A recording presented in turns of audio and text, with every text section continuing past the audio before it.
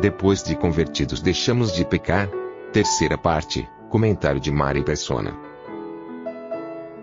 Eu acho que a 1 Coríntios 13 ajuda também nesse sentido, não é?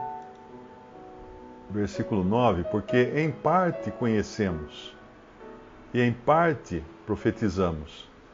Mas quando vier o que é perfeito, então o que é em parte será aniquilado. Então eu entendo que, vamos dizer assim, né? Eu vou chegar no céu e de repente eu vou saber tudo que Darby sabia.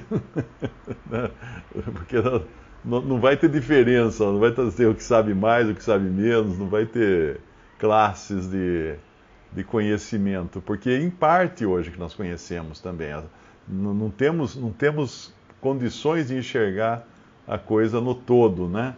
Quando eu era menino, falava como menino, sentia como menino, discorria como menino, mas logo que cheguei a ser homem, acabei com as coisas de menino, porque agora vemos por espelho, em enigma, mas então veremos face a face. Agora conheço em parte, mas então conhecerei como também sou conhecido. Aí ele fala agora, pois permanece a fé, a esperança e o amor. Esses três, mas o maior desses é o amor, porque o amor vai permanecer, né? A fé, nós precisamos dela aqui, não vamos precisar mais de fé. Quando estivermos vendo o Senhor Jesus na nossa frente, para que fé, né? A esperança também vai desaparecer. Todo o conhecimento que nós temos hoje, ele gira em torno de fé e esperança. Porque a vida do cristão é de fé em fé. E o objetivo do cristão aqui na terra é aguardar o Senhor Jesus. Essas duas coisas que nós vemos lá em 1 Tessalonicenses, no capítulo 1, ele fala disso, né, no versículo 3, lembrando-nos sem cessar da obra da vossa fé, do trabalho do amor, ó, as três coisas aqui, ó, e da paciência da esperança em nosso Senhor Jesus Cristo, diante de nosso Deus e Pai. Então, fé, amor e esperança são as três coisas que falam lá em 1 Coríntios capítulo 13. E essas três coisas nos movem aqui. Nós trabalhamos com essas três coisas o tempo todo aqui. Fé, amor e esperança, paciência da esperança.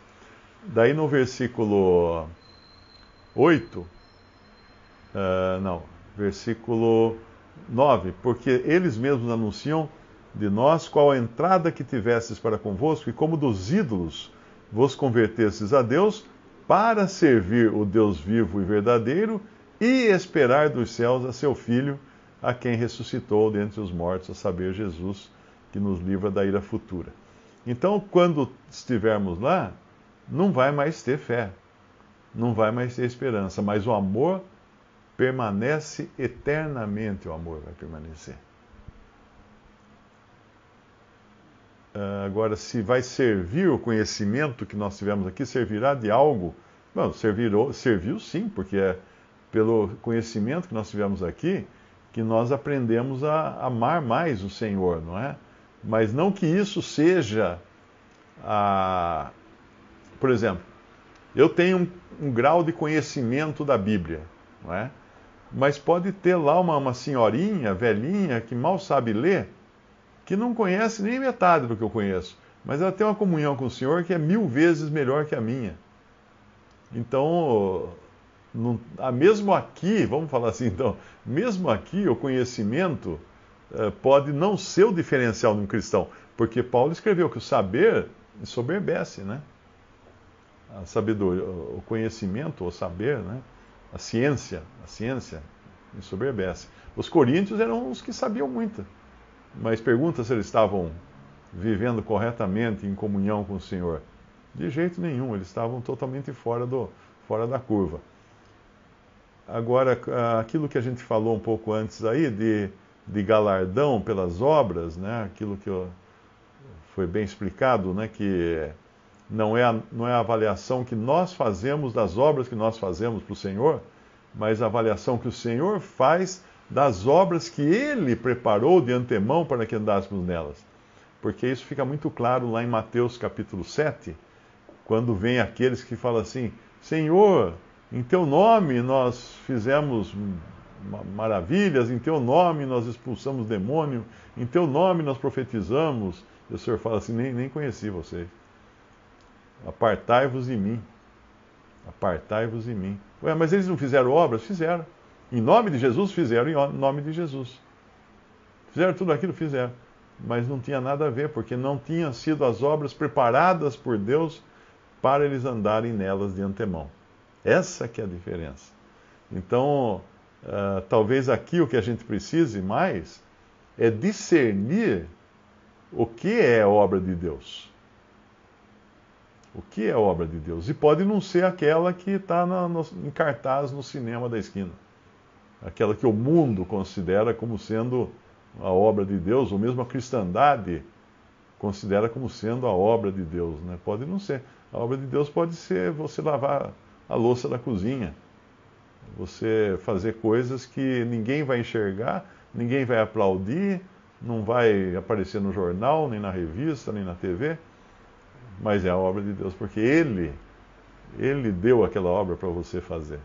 Isso é muito bonito ver o que acontece lá, né, com as duas irmãs, Marta e Maria.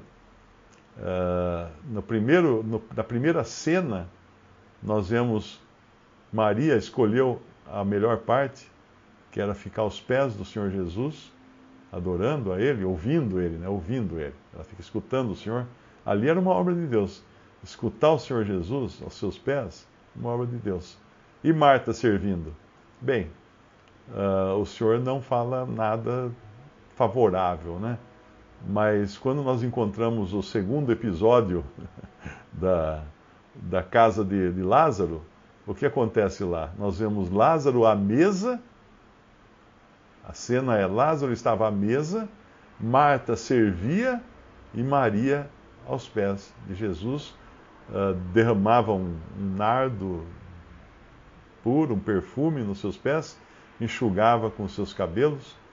Ali não tem nenhum defeito, vamos chamar assim. O Senhor via que eram todas as coisas nos seus devidos lugares, Ele sendo o centro de tudo.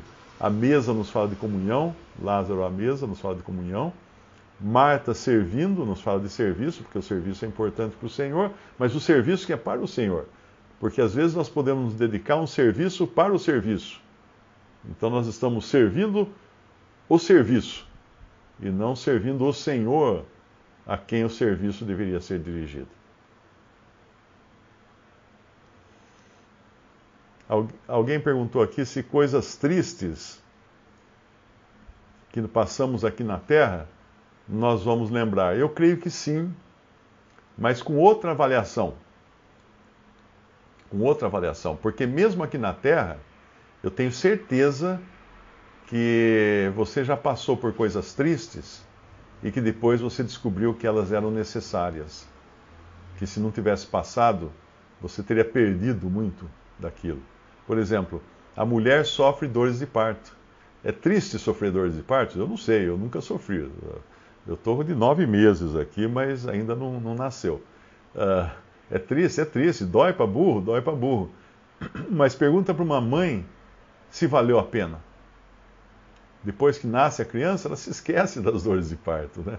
Porque a criança é vindo ao mundo. Então nós vamos ter uma outra mentalidade. Isso que é importante entender. A mentalidade vai ser outra. Nós não vamos mais enxergar as coisas com a mesma mentalidade de agora. Por exemplo, nós vamos justificar o Senhor em tudo. Aqui na Terra, às vezes a gente fala assim: pai, por que foi acontecer justo comigo isso? Mas que coisa, tá ruim. No céu, não. No céu nós vamos justificar a Deus. Nós vamos dar razão total e completa para Ele ter deixado acontecer as coisas que Ele deixou acontecer. Mesmo aquela topada do dedinho aqui na cama. Se Ele deixou acontecer, foi dolorido? Foi dolorido. Mas Ele tinha razão para fazer isso. Agora, o que a gente deveria fazer era, aqui na Terra, já adotar um mindset, né? Mindset, que é a maneira de pensar, não é bem a maneira de pensar, uma atitude, né, do céu. Esqueci a tradução em português de mindset, que falam tanto nas empresas, mindset. Mas é uma nova maneira de pensar. Nós devíamos adotar ela aqui, já justificando a Deus em todas as coisas. Pergunta para Jó isso daí. Pergunta para Jó, no último capítulo, nos seus 3 últimos capítulos do livro. Ei, Jó, as coisas tristes que você passou, você vai lembrar delas?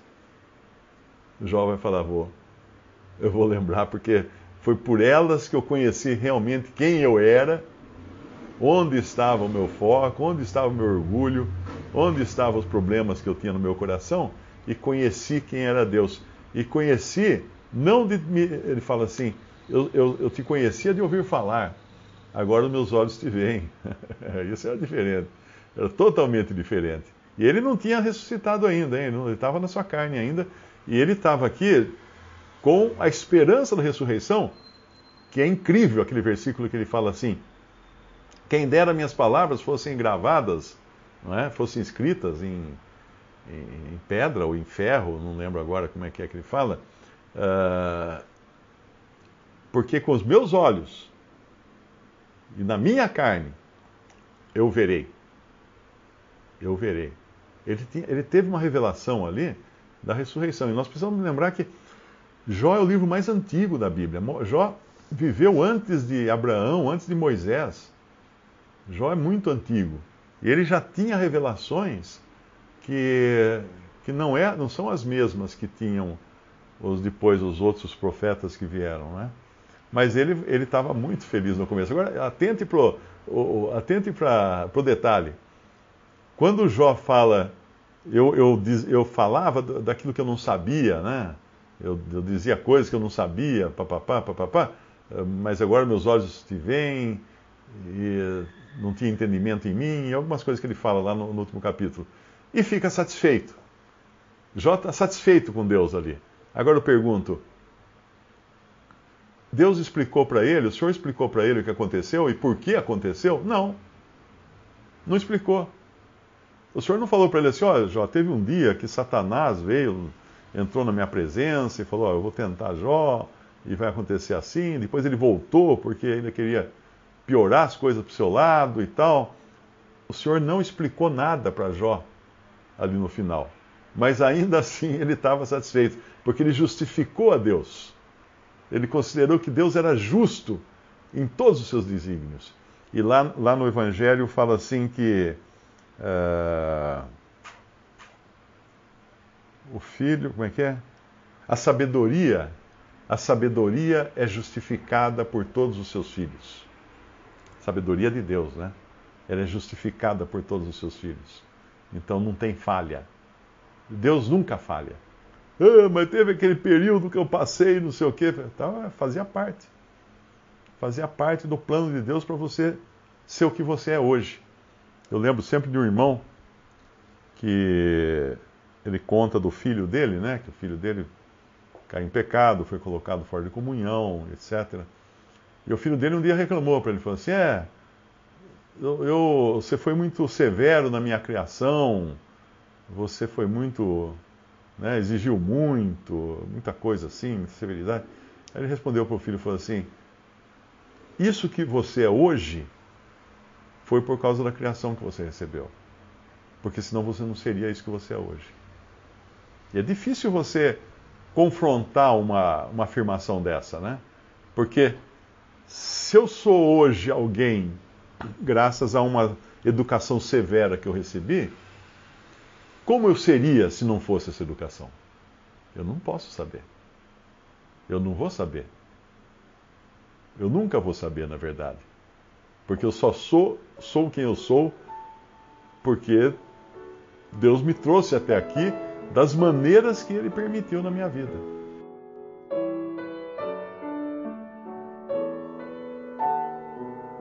Visite Respondi.com.br.